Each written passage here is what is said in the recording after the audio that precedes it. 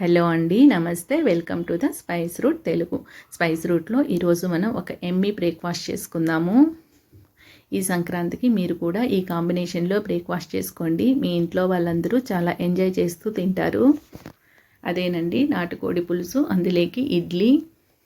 ఈ కాంబినేషన్ చాలా సూపర్గా ఉంటుందండి. ఈ కర్రీ తయారు చేయడానికి స్టవ్ మీద ఒక బాండి పెట్టుకొని తగినంత ఆయిల్ వేసుకోవాలి. అందులోకి కొద్దిగా జీలకర్ర, అలాగే క్లీన్ చేసి పెట్టుకున్న చికెన్ను వేసుకోవాలి. ఇది నాటుకోడి అండి, అందుకే స్టార్టింగ్లోనే వేసేసుకోవాలి, మసాలాలు ఏమీ వేయకముందే. ఇది ఉడకడానికి కొద్దిగా టైం పడుతుంది. ఈ చికెన్ మొత్తం ఒకసారి కలుపుకున్న తర్వాత ఇందులోకి రుచికి తగిన ఉప్పు, అలాగే ఒక 1/2 టేబుల్ స్పూన్ పసుపు వేసుకోవాలి.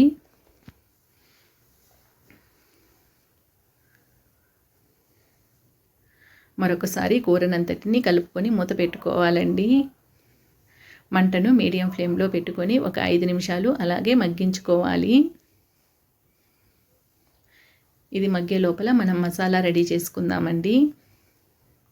ఒక మిక్సీ జార్లోకి ఒక 1/2 టేబుల్ స్పూన్ మిరియాలు, 4-5 లవంగాలు, ఒక అనాస పువ్వు, 2 ఇలాచీలు వేసుకుందాము. అలాగే కొద్దిగా దాల్చిన చెక్క వేసుకోవాలి.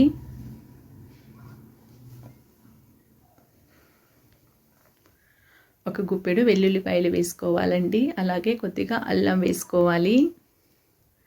ఇప్పుడు ఒక ఉల్లిపాయను కట్ చేసుకుని వేసుకోవాలండి. అలాగే ఒక 2 టమాటాలు కూడా కట్ చేసుకుని వేసుకోవాలి. వీటన్నిటిని మెత్తగా పేస్ట్ లాగా పట్టుకోవాలండి. ఒక 5 నిమిషాల తర్వాత చికెన్ మనకు ఈ విధంగా మగ్గిందండి. ఇప్పుడు మనం మిక్సీ పట్టుకున్న పేస్ట్ని వేసుకొని మరొకసారి కలుపుకోవాలి.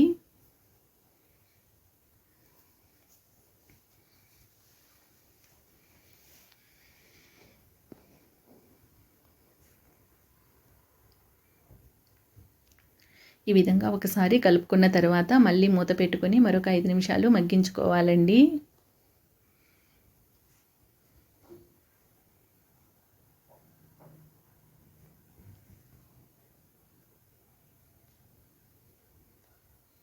ఈ విధంగా 5 నిమిషాలు మగ్గిన తర్వాత ఇందులోకి కొద్దిగా పుదీనా వేసుకోవాలి.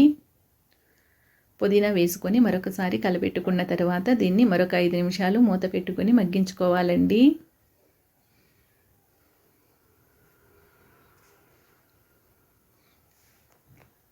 ఇప్పుడు ఒక మిక్సీ జార్లోకి కొద్దిగా కొబ్బరి, ఎండు కొబ్బరి అయినా వేసుకోవచ్చు, పచ్చి కొబ్బరి అయినా వేసుకోవచ్చండి. అలాగే కొద్దిగా జీడిపప్పులు వేసుకోవాలి. వీటిని వాటర్ వేసుకొని మెత్తగా పేస్ట్ లాగా పట్టుకోవాలండి. ఒక 5 నిమిషాలు మగ్గిన తర్వాత చికెన్ ఈ విధంగా ఉడికిందండి మనకు. ఇప్పుడు దీనంతటిని ఒకసారి బాగా కలుపుకున్న తర్వాత ఇందులోకి 1 టేబుల్ స్పూన్ ధనియాల పొడి వేసుకోవాలి.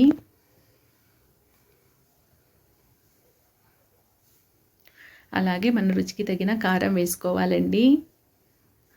మనం తినే స్పైసీని బట్టి కారం వేసుకోవాలి. ఇప్పుడు ఈ ధనియాల పొడి, కారం మొత్తం కూరకు పట్టే విధంగా ఒకసారి కలుపుకోవాలండి.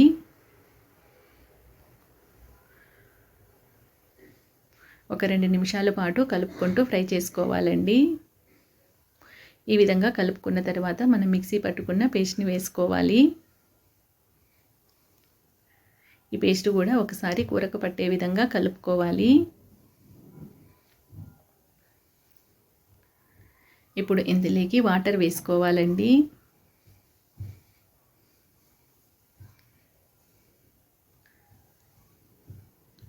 మనము ఈ కూరను ఇడ్లీలోకి చేసుకుంటున్నాం కదండి, గ్రేవీ కొద్దిగా ఎక్కువగా ఉంటే బాగుంటుంది. అందుకని చూసుకొని వాటర్ వేసుకోవాలి. కొద్దిగా ఎక్కువగానే వేసుకోవాలండి.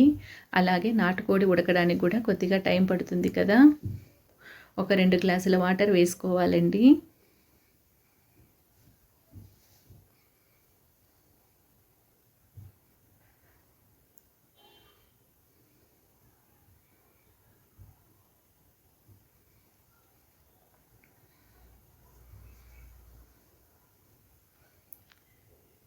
ఈ విధంగా వాటర్ వేసుకున్న తర్వాత కూరనంతటిని కలుపుకొని మూత పెట్టుకోవాలండి.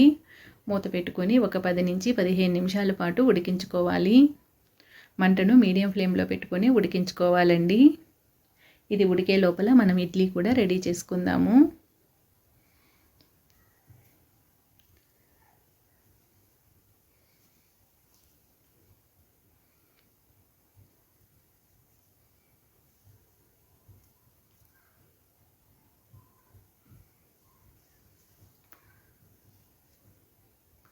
ఇడ్లీ వేసుకొని పక్క స్టవ్ మీద పెట్టుకోవాలండి.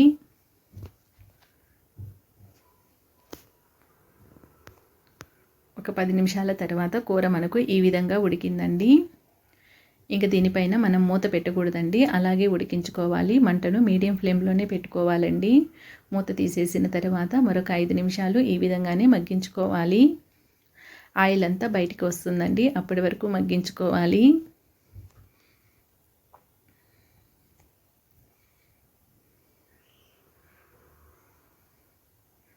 చూడండి, ముక్క బాగా మెత్తగా ఉడికిపోయింది. ఈ విధంగా ఉడికే వరకు ఉడికించుకోవాలండి. ఈ నాటుకోడిని మనం స్లోగా ఉడికించుకుంటేనే టేస్ట్ చాలా బాగుంటుందండి. చివరిలో కొద్దిగా కొత్తిమీరని వేసుకొని స్టవ్ ఆఫ్ చేసేసుకోవాలి. అంతేనండి, ఎంతో టేస్టీగా ఉండే ఇడ్లీ అలాగే అందులోకి నాటుకోడి పులుసు రెడీ అయిపోయింది. ఈ సంక్రాంతికి మీరు కూడా ఈ విధంగా చేసుకొని ఎంజాయ్ చేయండి. మీ ఇంట్లో పిల్లలు పెద్దలు అందరూ ఎంతో ఇష్టంగా తింటారు.